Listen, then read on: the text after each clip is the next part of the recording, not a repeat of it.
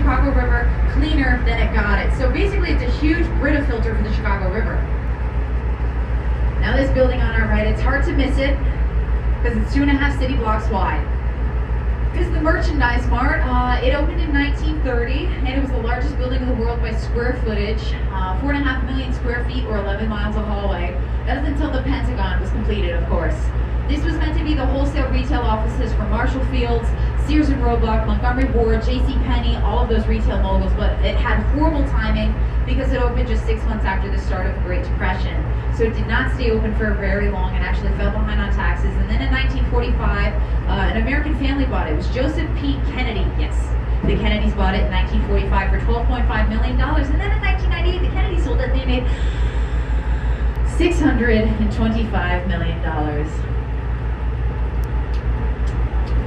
I'm not the best at math, but I think that's what you call a good return on investment. Okay, this area of the Chicago River that we have entered, this is known as the confluence of the Chicago River, where the main branch meets the north branch on our right and the south branch on our left. But colloquially, this is known as Wolf Point. This was the social center where everybody lived here in Chicago. It had a post office here, it had taverns here, one on each corner to be specific. This was the first area to have the first bar crawl in Chicago in the 1830s. Now, if you look straight ahead, you'll see these circular portholes that are underneath this building that has a parabola at the bottom. Now, those portholes talk about the industrial evolution of the city of Chicago because that is where we still have active train tracks that are working underneath all of these bridges. So those are exhaust fans for all that train exhaust. Now, the industrial evolution of Chicago. By the 1850s and all that, we had train tracks here. But you get to the late 1800s, we're running out of space to build all these new buildings and all that. And so the trains, they're saying, well, I suppose we own the land that the trains are on, and I suppose we own the air above the train tracks as well. I guess we can sell you the air rights above our train tracks for you to construct upon your building upon our train tracks, just as long as you are not interfering with railroad traffic. Now, every building you see on the right, down the south branch of the Chicago River, are built on train tracks. And they had to get really creative, didn't they? Now look at this one that comes down to a point, one of my favorite to talk about because it's mind-blowing every time I talk about it. They consider this area of the land of which 150 North River Point stands for 90 years to be unbuildable. There's no way you could build there because, for one, since the 90s, you have to allow for 30 feet of public river walk space.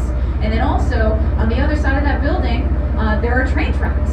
So you see that small piece of concrete that goes into the ground, that is all the space they had to establish the foundation of that building.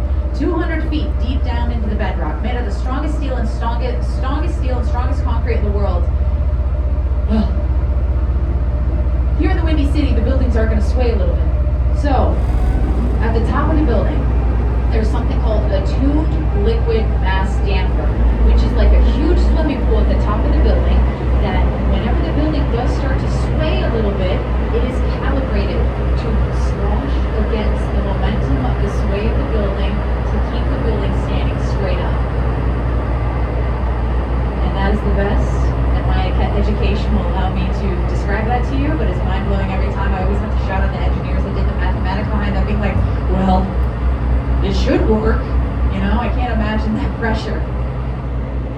Now, over here on our right, this green curved building, this is contextual architecture. It is referencing the area that the building has been constructed. It's curved to go with this curve of the river and 2 shades of green wavy glass to match the green waviness of the river. From 1983, it's called the New Bean Building. It's also a movie star because that was featured in Ferris Bueller's Day Off. That was the office building that Ferris's father worked in the movie. Now, I briefly mentioned Art Deco architecture, but if you want to look at the Merchandise Mart, this is the perfect explanation for you. So, Art Deco. This architecture era, it existed in between World War I, World War II. Think about roaring 20s, think about Jazz Age, flappers and all that, really energetic era. Well, how do you design a building, something that's stagnant, make it look like it's really energetic? With verticality.